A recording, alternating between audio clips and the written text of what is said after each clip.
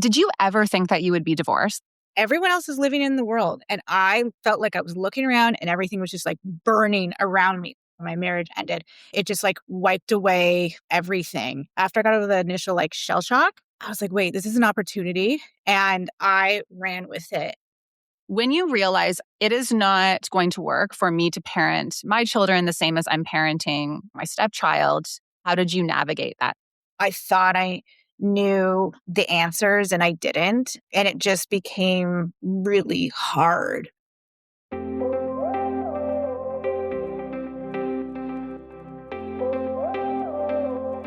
Hey, it's Jamie Scrimger. When I became a stepmom, I quickly realized that while moms are encouraged to keep it real, there's a big double standard when it comes to stepmoms. So I decided to start the conversation myself. Thriving as a stepmom doesn't just come from conversations about being a stepmom, though. Here, we dive into marriage, relationships, personal growth, and more.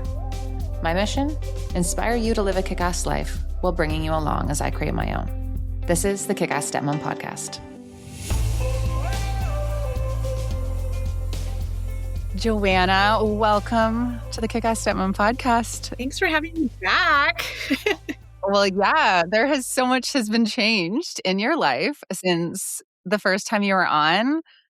Let's start by kind of giving an update on your life from where you are now, from where you were when we last talked. So, hi for anyone who has not listened to a podcast with me. I'm Joanna, and I have been in the social media world for almost 14 years now, an OG blogger, parenting blogger. And I have 4 biological kids and 1 step kiddo. But to rewind, I had 2 kids and then ran my own business in Nesting Story, which is interior design business. And then boom, surprise twins. In that moment when I was pregnant and I was getting emails from moms, or I got one email from a twin mom saying, be prepared for your life to be over for 2 years.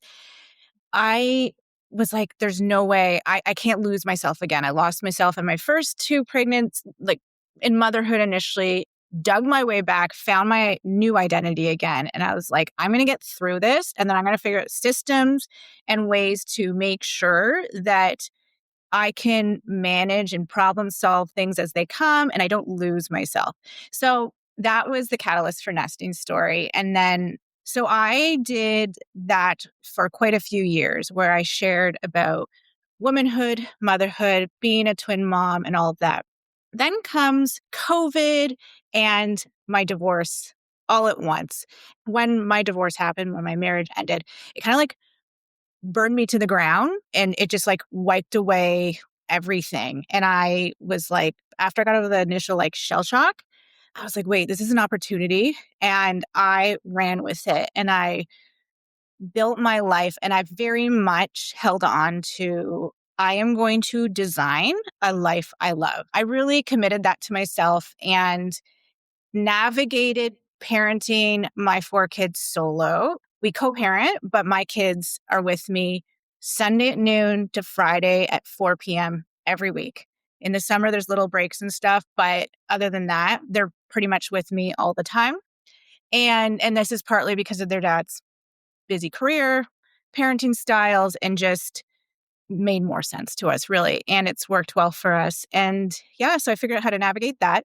And then I got out in the dating world and after a little while met my current husband, Ben, who is amazing. And he has a kiddo who is about to be 15. And yeah, we started blending families. So this was back when, so I have now a 16-year-old. I have a almost 15-year-old. He has an almost 15-year-old. And then I have twin girls who are 11. But this was about 6 years ago now that we got back together. So the interesting thing is our blending journey was very different than most people. So we initially, after about a little longer, but tried to blend. And they started to try to do a trial in our house. And it just was a disaster. It got very stressful very fast. And we had to like pull back. we were able to kind of like slow down that process. And that was very clear to us then, especially with 5 kids. And I think the ages they were that made it necessary for us to do a different approach, because we had kids that were a bit older. I think if they're really little, it could be different. And something we learned back then was initially I was trying to parent his kiddo. He was he's more of like a laid back kind of guy that lets all the kids just love him and he's just chill and he does parent, but we tried kind of mixing and it just didn't work. And so since then, we actually take the approach where generally he parents his kiddo, I parent mine, and then we're kind of there for the other kids. If we need someone to jump in, we do, but generally across the board, we're the decision makers for our own kids. And that's actually worked so well. And it's made such an incredible relationship between him and my kids, mine and his. And so, in fact, we see each other as like this Switzerland for each other's kids, which has been very helpful at times when it gets intense.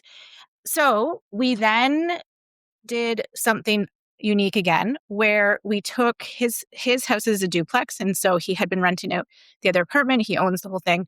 We turned into an apartment for us on the weekends. So when I didn't have kids and when they were at their dad's and his was at mom's, I would go and stay there. We'd stay together. We'd live together kind of on the weekends. We did that for a while. Then I had moved into a slightly smaller house and then they moved in there. Again, still keeping the other house as like a backup. That was like a trial run for about 1.5 years. And then we looked and looked for a dream home. Finally found it, moved this past year.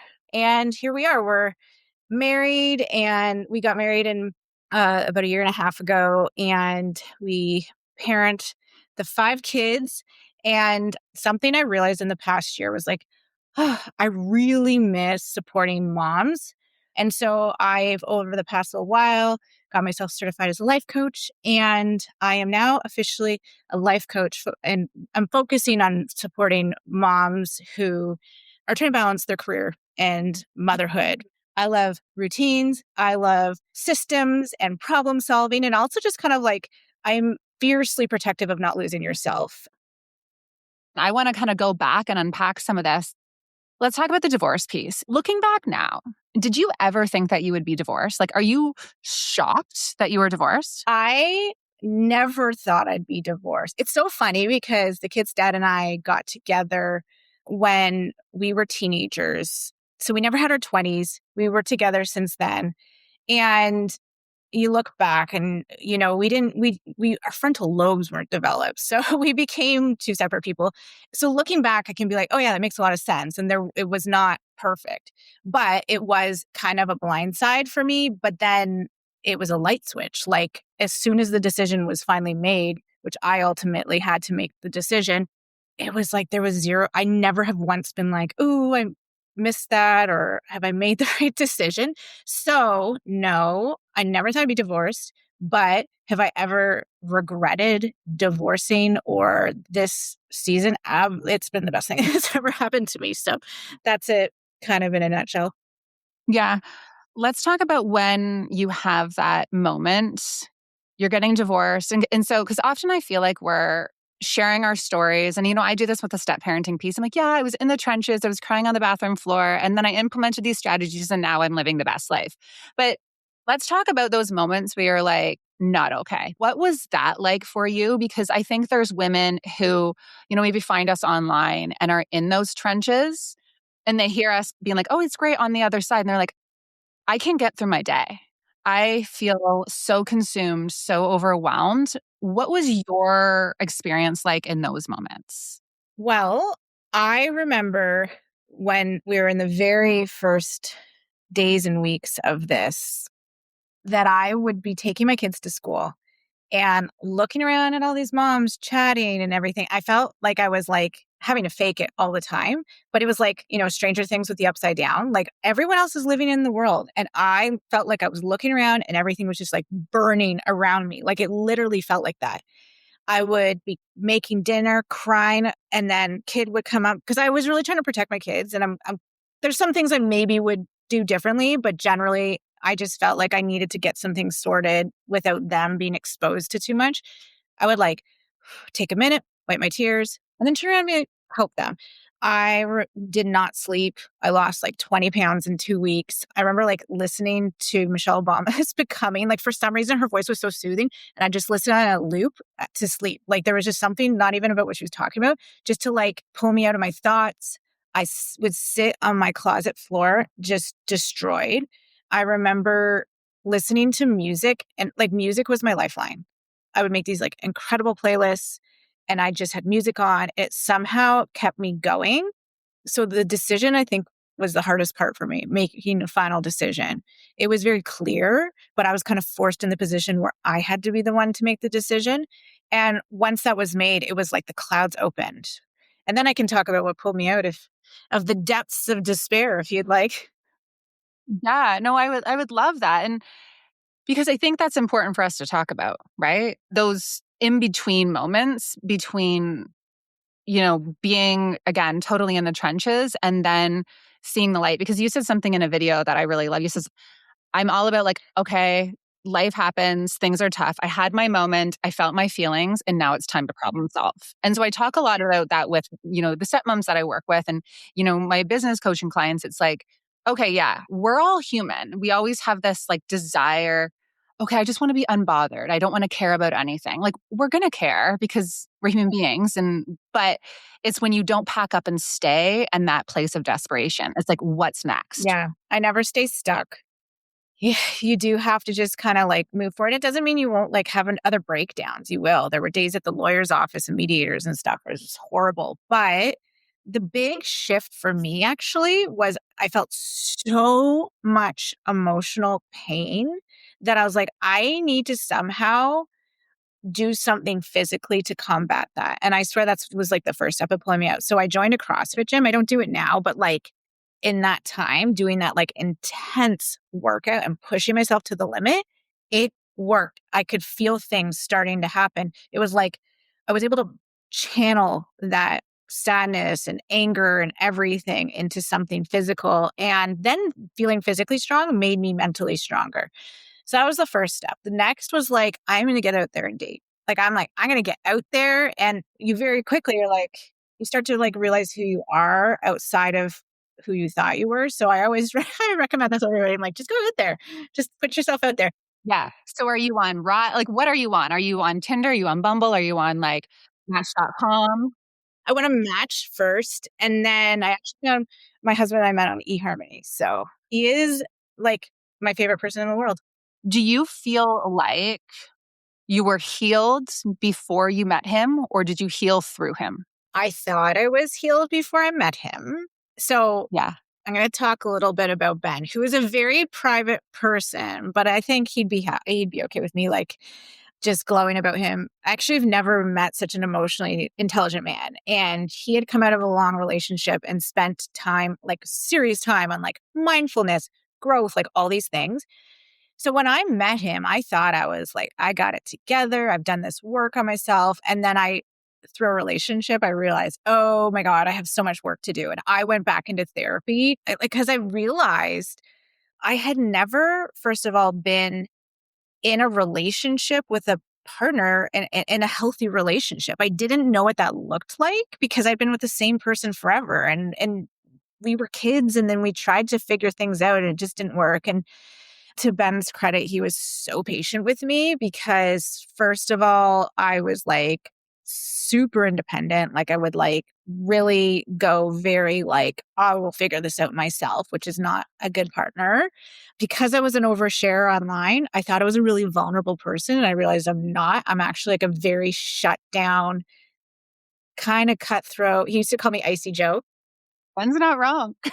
I've learned, I will tell you, Jamie. So guys, just so you know, listeners out there, Jamie and I have known each other for a very long time.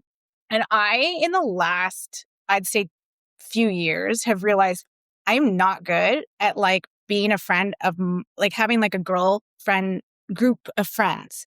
One-on-one, I can do okay-ish. But I've realized that I look back through all my friendships and I had a lot of people point that out to me. It was very interesting through my divorce, like not during the bad stuff, but then kind of afterwards, like my mom and my family members be like, no, you think that you're like a very soft person, but you can actually go really robotic and cold and standoffish. And I was like, really? So it's interesting how you can think you're one way and you're totally not. So anyways, I've done a lot of growth. You're protecting yourself, right? And I think that's really important to understand. Like, you were in this space where, first of all, you're sharing everything online, and that is a whole other ballgame. And you were sharing everything online in the midst of the let's be real online Yeah. era, if you will. Like, show your dirty house. Like, tell me how you're feeling. So it was almost like glamorized to be so authentic. Yeah. And also trying to protect probably, what's going on behind the scenes in your marriage a little bit, like how you're actually feeling. You want to show up in a certain way. And so I think when we get into these safe relationships afterwards, we can be like, oh, when I feel safe with someone, I can actually exhale. Yeah. Right. And so I'm sure there was all of that. You were a great friend though, Joanna. I'm just saying. I was just laughing because Thank you. you're hard, right? Like, and I'm like that too. We're very much like, okay, feel the feelings. What's next? What are we doing? We would go to conferences and I had some people come up to me and be like, you come off as very standoffish. And I'm like, really? But that's so insightful, Jamie, what you just said about that era of social media and sharing, but also compensating. And the thing is, at the time, like I look back and I'm like, ooh, that was like not healthy. But at the time, I didn't know any different. So I thought this is what everyone's marriage is like. And now I'm like, oh, it's no. That's not how it has to be. So yeah. And I very much too now put my relationship with Ben on the forefront. And this may be controversial, but even comes before my kids. Not that my kids ever suffer. They get a lot of attention, but they're going to grow up and move out. And like, we are the ones that need to be invested and ready for the long haul. And so that is also something that I've really learned is just like the importance, like you need to put time, work, vulnerability, and everything into your relationship. I think a lot of people think it's just going to like, I don't know, solve itself and work, but it takes not just like work in a hard way, but like softness, if that makes sense.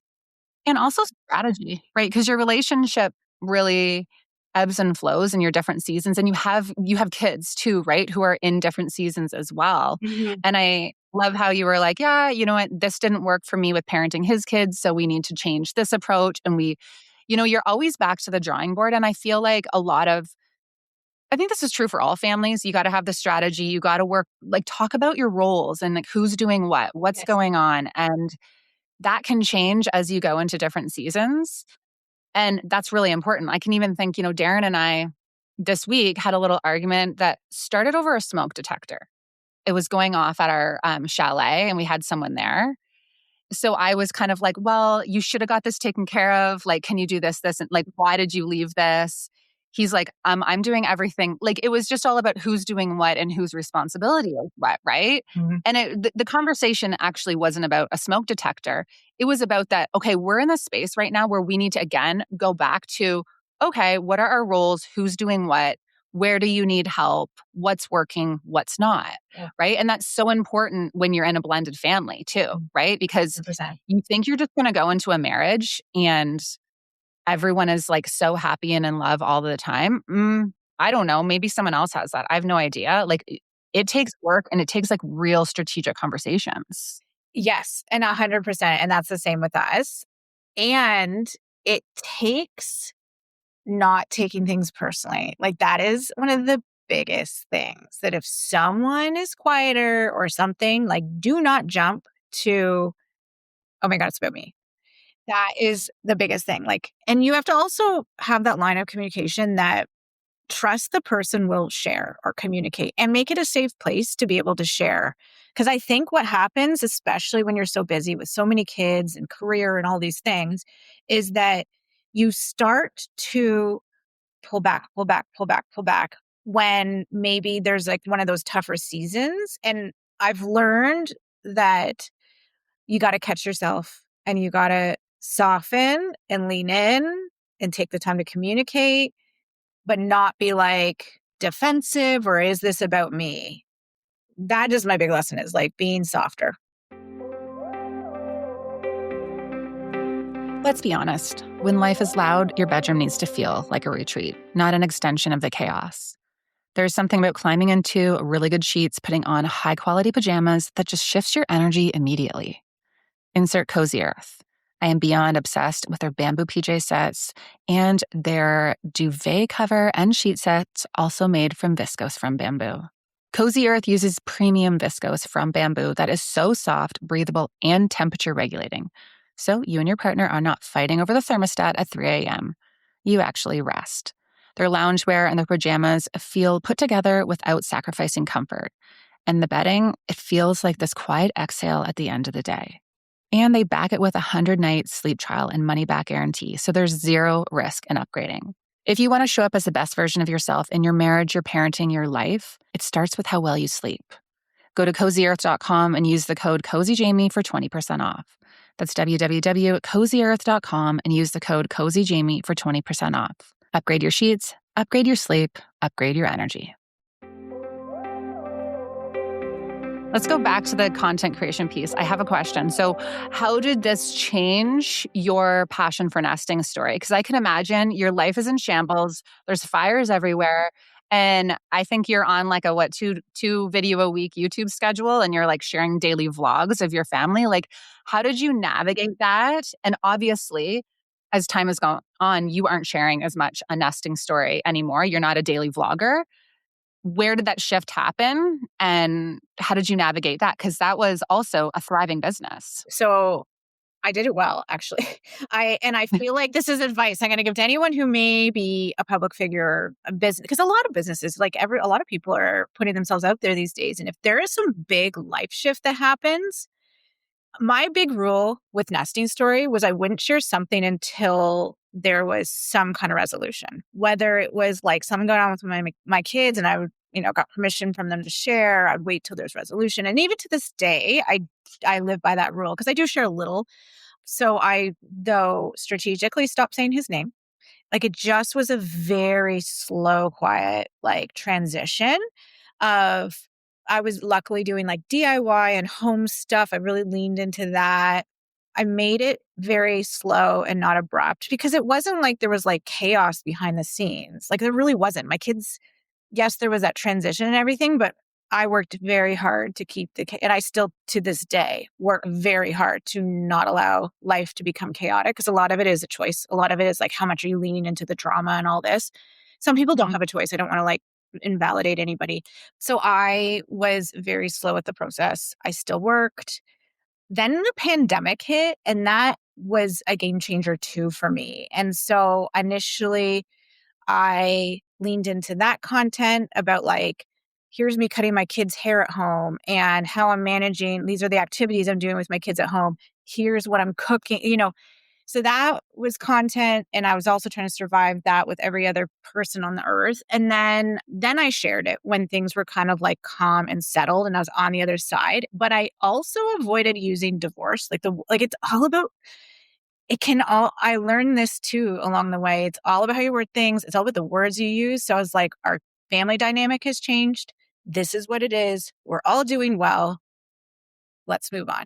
And it was calm. There was no drama. I don't ever go on any kind of like gossip sites or anything. I learned that a long time ago. And I really learned over the years, like I've had my moments where things have gone viral that just not pay attention to comments or, I really didn't lean into any of that, but I really didn't get any of that. I didn't because I took that approach. And then moving forward, it's all about what you put out there. There were a few things that I felt that was a catalyst for me to really pull back and take a break. I really wanted a lot of people to stop having access to my kids.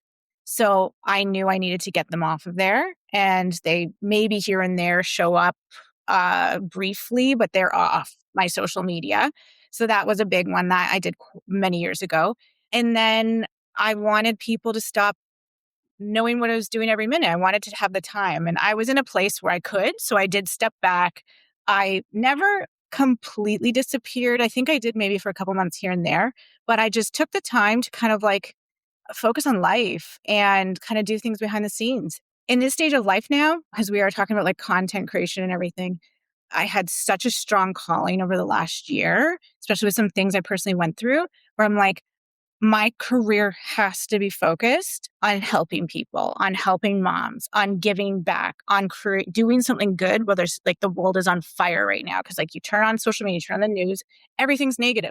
So that was my that was my evolution from being online and sharing everything to not. And to this day, I still am rewiring my brain of like, you don't have to share that. Like, you don't, Yeah. like, it's my choice what goes online, what doesn't. I was talking to someone about it the other day. It was like the Jillian Harris era, right? Where Jillian Harris was like, this is during the pandemic, during the like sharing the raw and real of motherhood. And everyone was kind of like walking around and, the talking head stories, sharing everything about their life. And it's so interesting now because there's people who have said to me, I miss that old Jamie where you were like sharing. I was like, it was exhausting. Right. And now I think like I will like overthink things. I will be like, I'm not sharing. Right. Like, why am I sharing this? Right. And I think there's just been this whole shift, especially like showing your kids on social media that I think is really interesting. And when you're going through a new dynamic. And so when you were blending, you talked about the difficulties that came up. Can you unpack that a little bit in terms of, okay, the kids all came in, they're teenagers. We wanted to blend, but the kids were like, this is not working. At the time, so 6-year-old twins, we each had a 9-year-old kiddo.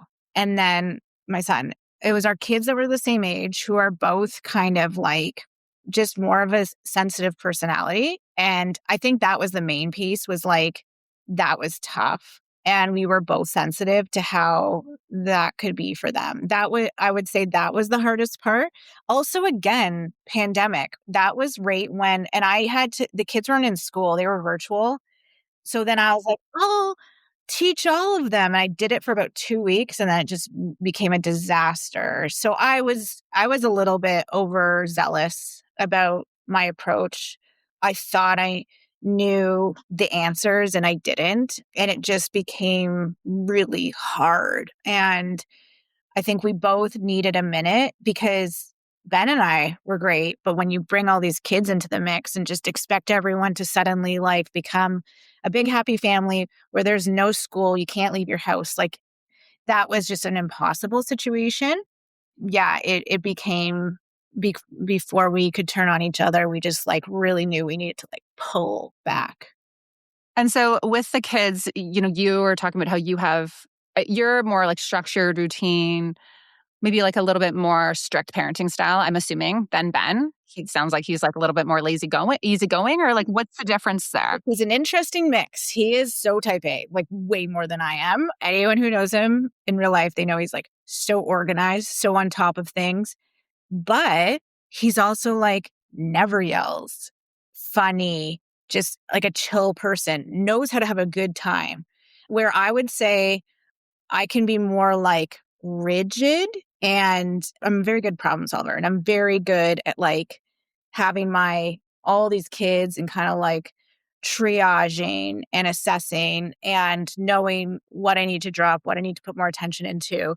But I do need to consciously be like, it's okay to stop and like have some fun or be laid back. So we're actually quite similar that we're both hard workers. We're both organized people and we both like a calm house. Like previously before my divorce, there was like explosion, emotion. And I was constantly trying to like manage everything where now although there's some personalities, which there would be in every family when there's 5 kids, that are like a bit more explosive or just more sensitive, which I think can become explosive. But Ben and I both like keep things calm, but like we're pretty relaxed in some areas, but there's like we have our boundaries. There's like certain rules and stuff, which for the most part goes well. Like we're constantly having, like we're parents, I yelled this morning at one of my kids for the first time in like a month and it just had to be done. Like it had to be. It was was at a point where I needed to like bring them back to like, okay. Yeah. So I know. I'll sometimes say to my daughter, I'll be like, she's like, you didn't have to yell at me. I said, well, actually, I kind of did. Yeah. So I'm just curious, I've asked you kindly 12 times to do this. Like at what point is it reasonable for me to raise my voice? Yeah. Gentle parenting is good to a point, but then at the end of the day, you're a parent. And our job is to put ourselves out of a job and these kids to like go off and be functioning adults. The thing though that I've found the difference, especially that my kids came from like a bit of like just a lot of that previously and they are a bit more sensitive sometimes to that kind of thing. I make sure that I'm in a controlled headspace if I'm going to yell. Like it's very intentional yelling. So I'm not something that if I'm really tired and overwhelmed and I've yelled and then all of a sudden I'm like, there's the one kid that really, you need to kind of get back to where they need to be. Then you can suddenly like then turn around to all the other that's my worst thing is then I'm like explode on everything and everyone that has ever bothered me. So I'm much better at like I'll do the controlled kind of like raising my voice, but then I actually will go to some of the sensitive kids around it and just be like, just so you know, that was very in control. We're good. That needed to happen because of this. Yeah. So, and if I do slip up and kind of like, if we lose our shit, I also am very big on turning to my kids and apologizing later. Oh yeah. Love a good repair. I'm all about a good repair. But I just want to like circle back for a moment, just because I think there's going to be a lot of stepmoms who are listening to this who are like, okay, I've come in, I have a different way of parenting, even though there's the similarities. And I do feel like you will have like the same values, but maybe the delivery sometimes is different. When you realize, okay, it is not going to work for me to parent my children the same as I'm parenting, my stepchild. How did you guys come to that realization? And then how did you navigate that? So does everyone have the same rules and expectations? Or if your stepdaughter comes in and maybe she has some like attitude and something, would you redirect that? Like, what does that actually look like in your home? Yeah. So we're very big about knowing that there's 5 wildly different personalities, different needs, different stages of life. So we have general guidelines, but then we totally then go from there, very customized for each kid. And yes, there's had to be some private conversations with some kids feeling like maybe something's not fair, but after a while, through consistency and communication, those kids have also realized that they at the same time can sometimes like be rewarded for things when other kids might not be, or, like, and I was one of 4 kids and my mom was really great with a lot of things. And one of the things she says, like, the last thing you want is for us to treat everybody the same. The kids need to understand that you're customizing parenting for each of them and that is a good thing. Like, sometimes it will feel frustrating, maybe not fair, but like life is kind of like that, A, and B, you will also benefit in the long run. And like, trust me, this is what you want kind of thing. So they all get it now. Like there's some kids who I expect more chores from others. And there's reasons for that. My difference with parenting, so my kid's dad and I have very different parenting styles. And that's something that we've really had to work on. It's not perfect. They do go to one type of house on the weekends and come back to another. It can be tricky, but we're both kind of getting better. And I kind of think we're getting closer to meeting each other in the middle. Ben and I, our big difference is he came from parenting one kid and he came from a quieter household growing up than I did. I came from like a busy household growing up and I have to parent 4. And that looks like, which is just louder. There's just more people talking. There's more. I can't stay on top of my kids as much. So it took us a while to kind of like be okay with each other's situations and kind of give each other some grace. But for a bit, and it still to this day can be a little tricky, that like he very easily can stay on top of his kid, like hanging up their towel, turning off their lights, like all these like little things where I do my best. But honestly, you open any of my kids' doors in the house and their rooms are going to be messy. I get them to clean every Thursday, but like it's impossible to constantly stay on top of 4 kids. There's always going to be a slight bit of they're going to be feral. I always think to people, especially my twins, and it can benefit them too. Like there's benefits, and so there is a bit of a dynamic in our household, especially because they're teenagers now, and teenagers go and they close the door and they spend time in the room. Like it's not all mixed up anymore as much. Yeah. And people think that's abnormal, right? So just so you know, stepmoms who come in and they don't have kids of their own, they're like, my stepkid just wants to be in a room all the time. I'm like, yeah. That's normal. It's normal. Teenagers. Yeah. That's where they want to be. Our dynamic in our house very much still is to a point, 4 kids and an only child, but all like working together. And that dynamic within our house works the best. that's probably very different than how a lot of families do it. But we tried to just like make everyone on even footing in the beginning, and it was a disaster.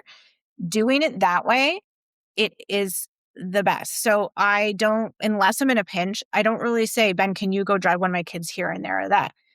I do that, but he comes in and gives this like level of attention and care and fun to my kids that I don't always have. Like, and so it pays off in the end. I think that's great. Like, you need to do what works for you in your household, right? And I think a lot of times when it comes to blending and it comes to that, people are so stuck on the way that they think it should be Yeah. instead of, okay, what is our situation and what works best? I can even speak for Reese. Like, there was times when we would all go out for dinner. All of the kids would order a pop and Reese was not having a pop. Yeah. And she just knew she's not having a pop. And that was just the rules. Or even, actually, here's something very interesting. I was definitely way more strict with my stepkids than I am with Reese. Because it was like she's our fourth kid now. We're just like, whatever at this point, right? But we were out for dinner. My stepkids were actually the ones who stuck up for me. They called out my husband, who, my daughter, she has a little bit of attitude. I have no idea where she got it from, but she can be a bit lippy. Yeah. And she is pretty lippy to me. And it's pretty like it's me specifically. And my stepkids basically said to my husband, if we ever talk to Jamie like that, you would have never tolerated it. Yeah. And, you're just kind of laughing it off that, oh, that's just Reese, but you would never have let us talk to her that way. Yeah.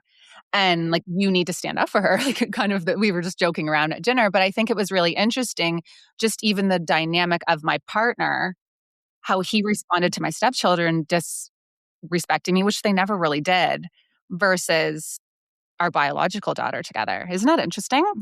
Oh, totally.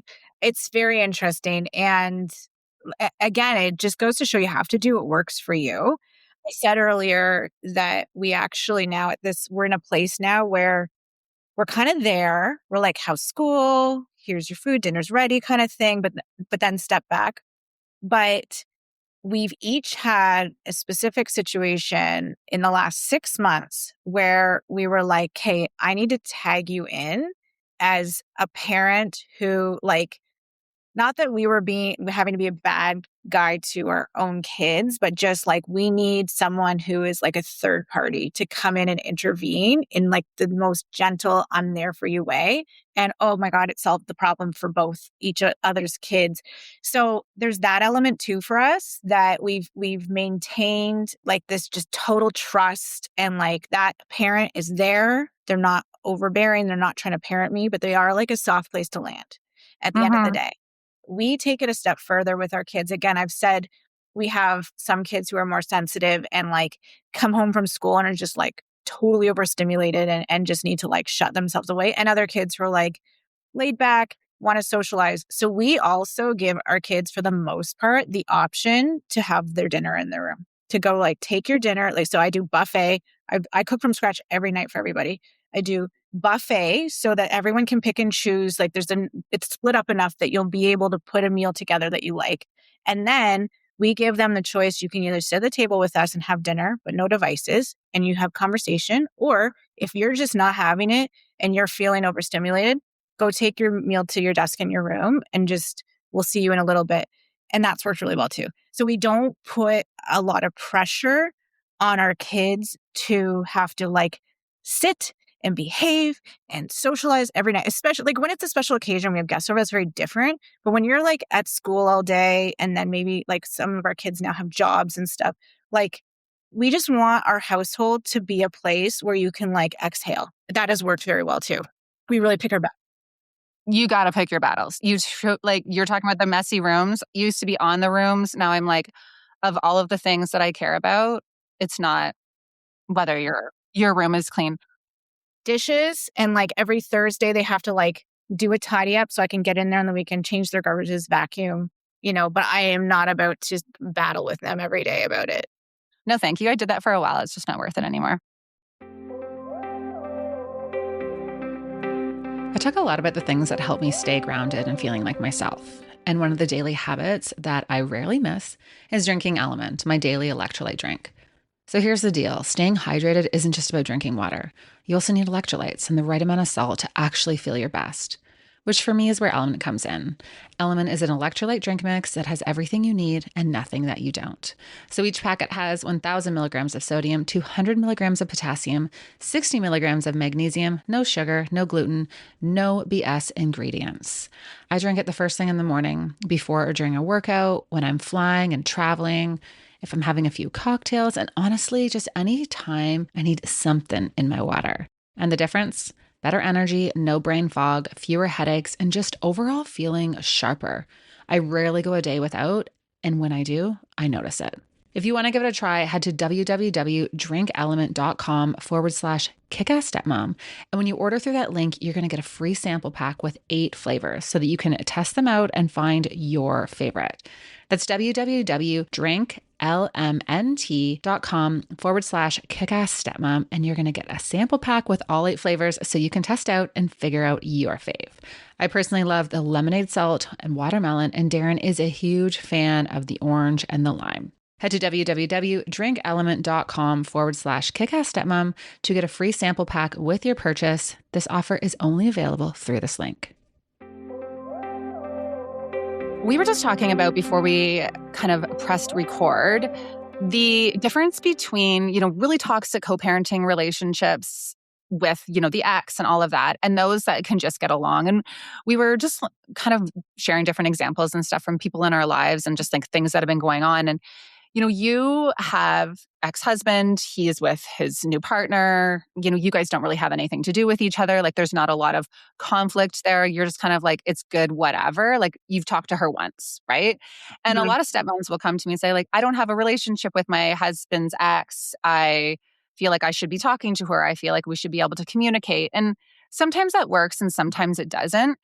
But in those high conflict situations where you have maybe the ex is truly making your life extra difficult, everything is just more complicated than it needs to be, what is your perspective on what's going on for the mom in that? Because you've done a lot of work to heal, to find happiness, to take control over your life. And from my perspective, it's just like you're just like happy and content that you don't care about what anyone else is doing. Like, you're not really worried about making anything tricky for someone else. I'd love to hear your thoughts. Okay, so as the mom whose kid's dad has a partner, and we just keep things separate, like we just don't. And I have had to make a conscious decision, and I think he has too, to just chill out, pick your battles. Our goal is the kids, our focus is the kids, and we're just not going to fight. For me, so I think it's because I have so many freaking kids that I actually have embraced the fact that if she wants to put time into my kids, especially my twins, they like take them to all these classes and stuff on the weekend, have at it. I'm exhausted. I don't have time for more of that. I just see it as this, like, it's an extra adult in my kid's life. Great.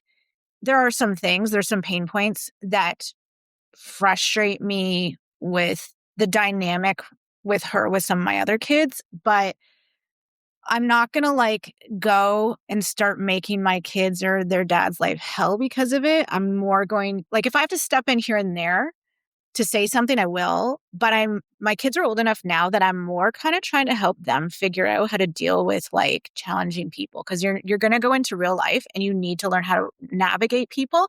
But at the end of the day, like, I'm happy. I am in like a wonderful relationship. I love my house. I love my life. I love my career. And that's partly why I focus so much in designing a life I live and focusing on like doing what I love.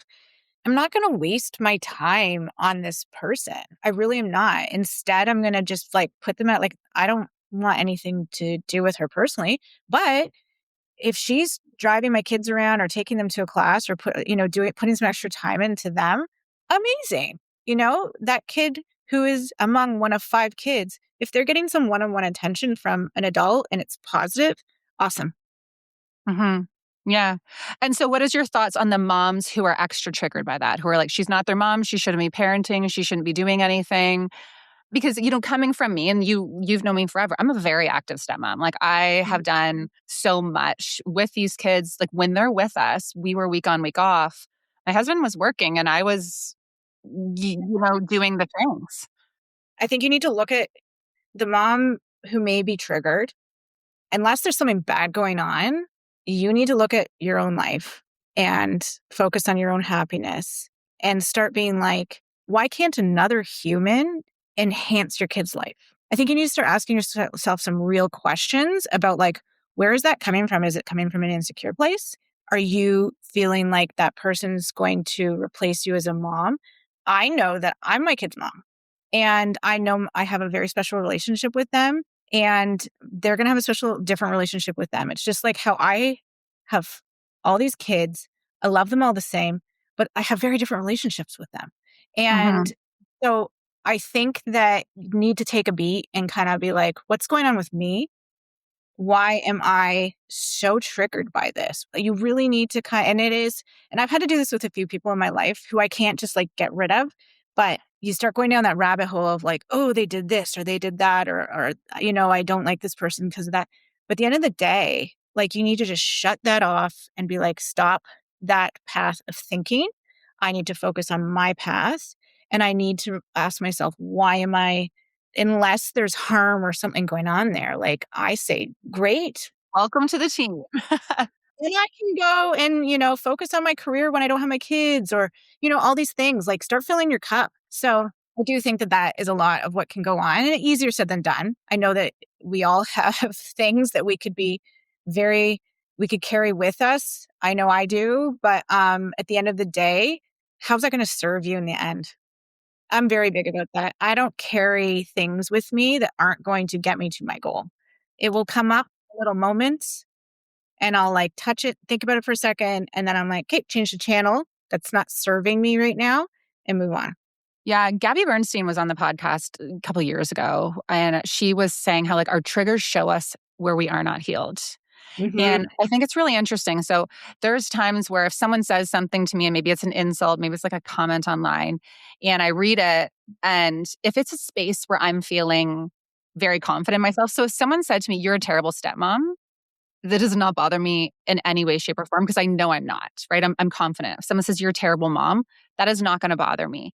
But when you get comments and if you are triggered by someone saying something negative about you, it really does. There's something underneath. You're like, oh, is that true? Like, do I need to do some work here? Like, why is this bothering me so much? Do I need to work on my confidence in this space? Like, it's very true. So if you have a mom who is really, really struggling with a new stepmom being in the picture, is there something with the way that you're feeling about your role as a mother that feels threatened right now? And I know that will just trigger the shit out of so many moms, but if you're worried that someone is going to replace you and you're really trying to, mark your territory with the new stepmom, what is going on for you there? Like, why can't you be like, wow, that's amazing. Can you help me with pick up and drop off? And because you're just so confident in your relationship with your child. I think deep down, it's the moms who aren't that confident in their relationship with their child, who have those fear of being replaced, or who have that fear of being replaced, that feel that trigger and have those reactions. And I'll tell you, there's a lot of power in being confident. Like I think some of it can come from like a revenge place. And I'll tell you, living your best life and not getting pulled into anything actually is the best form of like people will be like, wait a second, why aren't you paying attention to me? Why aren't I'm now the big thing. I've had a couple people like in the business world kind of like do something that I'm like, I did all this for you and that's how you repay me. And they so badly want closure. And now my new thing is like, no, I'm going to move on. You've done your thing. I'm not going to keep pouring into this cup of like, because I think some people thrive off of that. So this is why I love coaching, because you can really peel back the onion of like, what's going on there. And the actual next steps, right? And that's, again, going back to, because I loved this so much from your video, I had my moment, I had my feelings, now it's time to problem solve. And so I love therapy. I recommend people go to therapy. I love therapy myself, but therapy and coaching are very, very different. Whereas there is, talk therapy, unpacking what's going on. But with coaching, it's often like you're getting that advice and that support and those strategies from someone who has gone through so many transitions or who has gone through those trenches that they can take their expertise and provide you with real life next steps. Because we can just talk, talk therapy is great. But if you've been in therapy for years and nothing has changed, it's like, okay, maybe it's time to integrate some coaching. Exactly. In therapy, you're focused on the past, trauma, things like that. Coaching, it's like present and future. How do we move the needle? How do we get past like mental blocks, like the whys of why you're stuck and get unstuck and move forward with a plan? So I love it. So good. Okay, so you are launching your transition coaching, supporting women with these big changes and finding that balance. You are the systems queen, though. I remember watching your YouTube and being like, girl, you've got it organized. There's no better person to get this advice from. Where can everyone find you? So my website, nestingstory.ca, also Nesting Story on YouTube, Instagram. My coaching, and it is launched, focused on any woman in transition, most specifically career and kids, but divorce, multiples, any big changes that you just feel like you're stuck, you're failing at everything. You need to start figuring out how to create some balance in your life and start going from like surviving to thriving. Thank you so much for taking the time, Joanna. Thank you. That's it for this one. Thank you so much for tuning in. And if this episode resonated with you, I'd be so grateful if you could share it with someone in your life who you think could benefit from it. And if you haven't already left a rating and a review on iTunes, it really is the best way to support the show. And if you're craving more real talk and coaching and community, be sure to check out my membership, the KICK-ASS Stepmom community. Head to www.kickassstepmom.com to learn more.